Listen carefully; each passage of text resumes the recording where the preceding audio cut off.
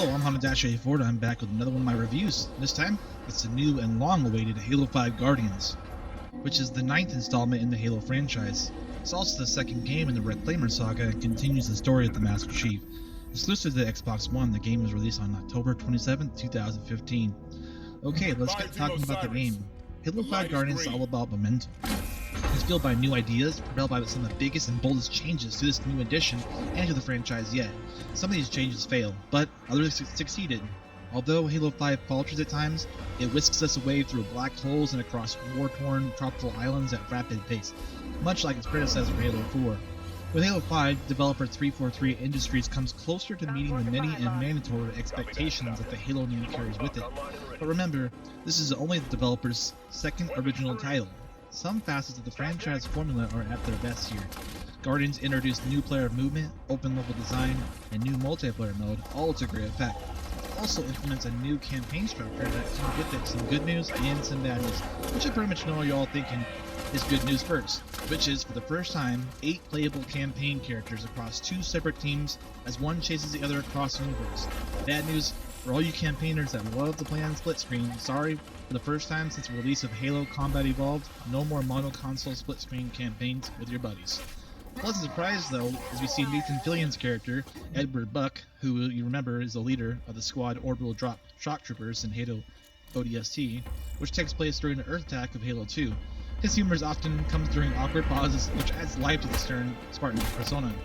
Spartan relationships as Master Chief Blue Team, comprising of veteran Spartans and Commander Locke's rookie team, Osiris, unfold across what ultimately amounts to being an extended chase sequence. The Master Chief is suspected of war crimes, so Locke and his team are ordered to bring him in. It's a bold thing, turning the face of your franchise into a possible villain, but it's a stage for what could be an intriguing character study. Halo 5 pulls us through this chase as it tries to tell a story about responsibility, the nature of artificial intelligence, and the fall of one's idols. But while there's more compelling story to tell here, Halo 5 doesn't make use of the opportunities available. The cutscenes fade to black before they even feel finished, and character motivations shift on a whim. Halo 5 Guardians spans several beautiful worlds, with chromatic mushroom fields and labyrinth cave networks, but I seldom knew why I was even there. The ending's also weak, and although it's the second installment of the trilogy, it ended during what seemed to be like the climax of the story. There are also combat-free environments in Halo 5 campaign, in which you can explore small, self-contained areas before embarking on the next mission. Spartan skill set, granting new abilities to already tight controls. You can ground pound unsuspecting victims from above, you can dash to one side to avoid anything that's coming in the way, and Spark Link, a neural interface that grants zoom ability with every weapon, lets you hover mid-air so you can line up your shot. Now more than ever, I actually feel like a super soldier. Now, 343 has introduced these drastic changes to the formula while still maintaining the responsive Halo feel. It's admirable. As a Halo veteran, this feels more like I remember, but also adds another layer of nuance to my muscle memory. Another of the abilities allows you to finish sprints with a brutal melee smash, which is great for taking out elite shields. Halo 5 is best played cooperatively, though, with 3 friends. The ability to split into 2 teams and cover each other from every different angles and utilize every weapon possible leads to a wide array of emerging gameplay situations. One of my favorite missions is the 2-player in the Forerunner Phantom ships, which are a new addition to the air arsenal, while the other 2 progress on the ground. The team on the side path is concentrated on enemy ground troops, while the other pilots destroy opposing laser turrets.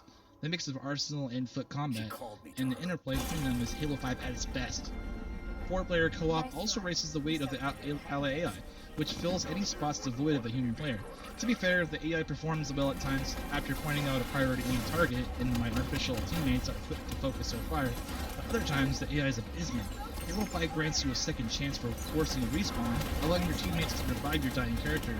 This situation dissolves into a train of suicide missions as your AI rushes into certain death, one by one. At best, the shooter team rewards teamwork between 4 friends, encourages clever use of the new movement system, and unfolds across a variety of gorgeous worlds. Which brings me to the multiplayer. And here, Halo 5 excels. In fact, this is one of the best shaped Halo multiplayers ever taken, which is a pretty bold statement considering that Halo 2 was the best multiplayer. Classic Halo playlists such as Slayer, Capture the Flag, and the fan favorite SWAT, the multiplayer progression system is similar to with Halo 4. Now instead of earning new weapon options, Halo 5 returns to a form of universal weapon loadout by scattering power weapons throughout each map, which run on a timer, and also delivers an ultimate departure from the tedious unlock system of Halo 4. This is the best shape Halo multiplayer has ever taken. While the arsenal feels great in tactical sense and captures the essence of what makes Halo multiplayer compelling, Halo 5's new Warzone departs from the franchise tradition several times over. It takes inspiration from the MOBA genre, combining player versus player tactics with player versus environment combat, and is one of the best new ideas, not just the series, but the shooter game genre in general. Warzone spans huge maps in lush jungles and barren Arctic landscapes. Each team has a plethora of options laid out before them, from capturing neutral zones to killing enemy players and to beating AI combatants. Matches are won by accruing 1,000 points. Each kill, each capture zone, and each slain mini-boss contributes to that total. Teams must choose where to strike and when to do so. Warzone is brilliant because, as with the rest of Halo 5, there is momentum here, but this force that shifts from side to side with each match. Warzone isn't about consistency, it's about adaptability. And the team can roll with the punches and punch back at the right moments when you have the upper hand. After ranking up through Halo 5's multiplayer modes, you'll earn requisition points. These act as currency for the 3 tiers of the item packs, each containing a random weapon unlocks, vehicle orders, and aesthetic items, and they succeed in changing the way you play based on the equipment available.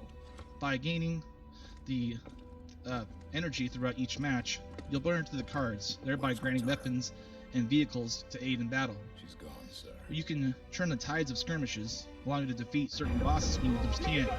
Requisitions are helpful and can provide a rewarding reason to return to Halo 5's multiplayer after the first few weeks, but it's hard to blend with overarching strategy and move it to movement tactics that push Warzone forward. In some ways, Halo 5 is the boldest Halo yet. Franchise multiplayer is at its peak with a mode I'm sure I'll return to several times over. Like Spartan Locke, his team 343 is chasing after something bigger than itself, and Halo 5 Guardians comes close. Now if we can only reach out its arm and take hold. So did you enjoy this review? Please subscribe to my channel and like this video. And we're going to come to the part where I rank this game. First of all, let's start with the good. It has dynamic campaign level design, fine-tuned Spartan abilities, rewarding multiplayer in Arena Zone and Warzone, and the bad, fractured, disjointed plot, the inconsistency of the often suicidal AI. I thought about this game in the 8 multiplayer graphics allowed me game to give me about a 9 out of a 10. And that'll be the end of my Halo 5 review. Please continue to support my page any way you can. I do put a lot of time and effort into these videos, so if you can, please hit that like button and that subscribe button, and please visit my website, which I'll be putting the link below, and also my Facebook page, my Instagram, and my Twitter. I continue to update those things every day, so continue to watch out, keep an eye out for my new and latest videos. If you want to go to my playlist, go to latest videos, and you'll see these new videos I've been putting out.